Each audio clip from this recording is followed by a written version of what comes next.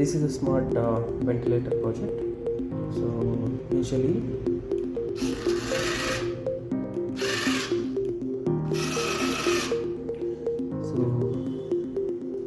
as soon as you connect the power supply, it says smart ventilator. It will display heart rate at 0 and system is inactive.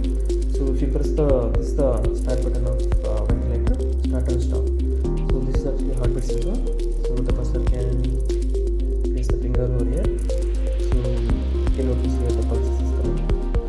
After that, the heart rate it will display, and it is showing the system is inactive.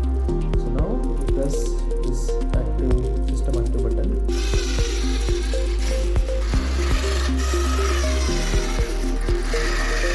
here it is there will be. If you press the start button again, your system is inactive.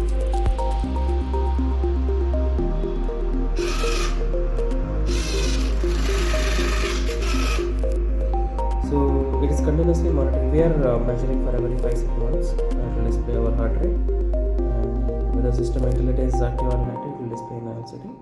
This is actually the Arduino. It's Atmega 320 microcontroller. This is the motor driver. This is the heartbeat sensor. This is 16 plus LCD display. This is the power supply section.